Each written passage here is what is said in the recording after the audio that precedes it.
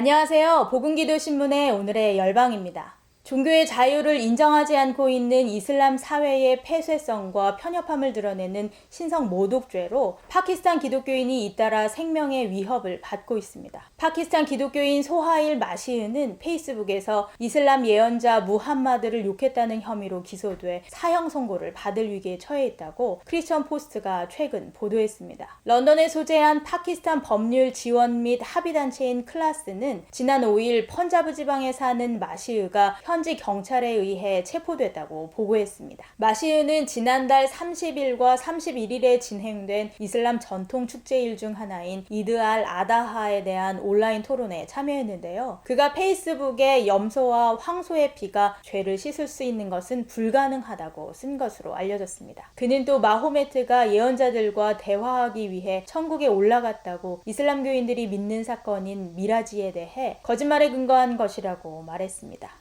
이 소식을 들은 무슬림들의 항의가 빗발치자 파키스탄 경찰은 형법 295A와 295C조에 따라 그를 공식 기소했습니다. 특히 295C는 이슬람이나 무함마드에 대한 경멸적인 발언의 사용을 금지하고 있으며 위반 시에는 사형에 처할 수 있도록 하고 있습니다. 파키스탄에서는 기독교인 박해가 끊이지 않고 있는데요. 2018년에는 아시아 비비가 이웃과 말다툼 과정에서 예언자 무함마드를 모욕한 혐의로 기소돼 사형을 선고받은 바 있습니다. 그녀는 10년이 넘는 수감 생활을 이어오다가 2018년 10월 근거 불충분을 이유로 무죄를 선고받았습니다. 이 때문에 당시 강경파 무슬림 정당인 TLP는 전국적으로 시위대를 조직하고 비비의 석방을 반대하며 압력을 행사했습니다. 또 2014년에는 한 기독교인 부부가 쿠란의 페이지를 찢었다는 누명을 쓰고 격분한 파키스탄 무슬림 폭도들에 의해 벽돌 가마 안에 갇혀 불에 타 숨지기도 했습니다. 파키스탄에서는 누군가가 기독교인의 소셜 페이지에 신성 모독적인 내용을 공유한다면 비록 기독교인이 그 내용과 아무 관련이 없더라도 신성 모독죄로 간주될 수 있습니다. 최근 펀자브 입법부는 이슬람교의 부적절한 자료의 출판을 금지하는 법안을 통과시켰는데요. 이에 나시르 사이드 글라스 국장은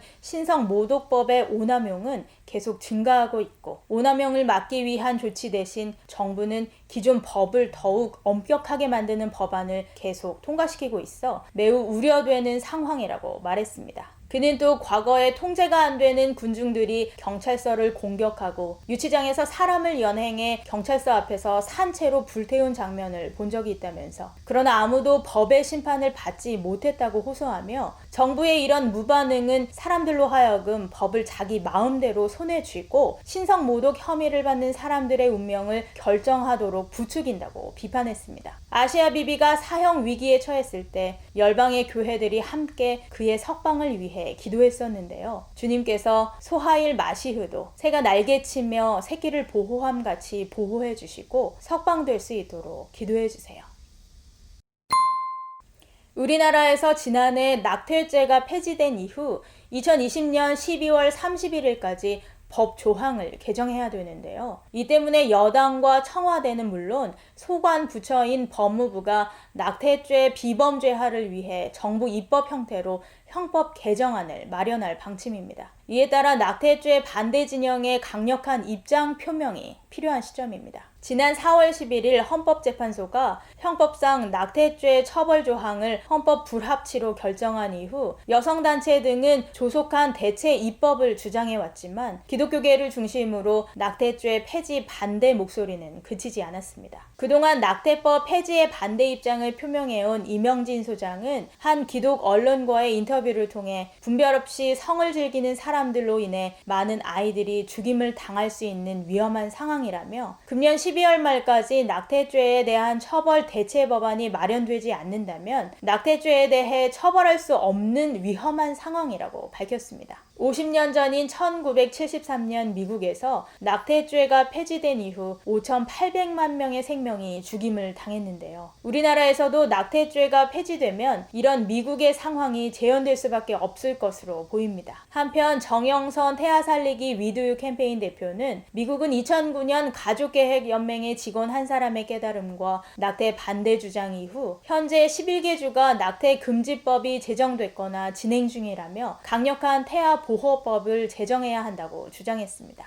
미국의 태아 보호법은 태아의 심장 박동이 감지된 이후 낙태를 금지하는 강력한 태아 보호법입니다. 보통 임신 6주 이후에 심장 박동을 육안으로 확인할 수 있기 때문에 이 법에 따르면 6주 이후에는 낙태를 할 수 없게 됩니다. 한국보건사회연구원에 따르면 2017년 한 해 동안 만 15에서 44세 여성의 인공 임신 중절 건수는 약 5만 건으로 나타났습니다. 하지만 대한산부인과 의사회는 2005년 기준으로 낙태 수술이 하루에 3,000건, 연간 100만 건이 넘을 것으로 추정된다고 밝힌 바 있습니다. 낙태는 명백한 살인이며 그 죄의 값은 사망입니다. 법의 테두리 안에서 합법적으로 멸망의 길로 영혼들을 내던지는 사탄의 시도를 파해주시고 태아보호법이 제정되어 수많은 생명이 보호되도록 기도해주세요.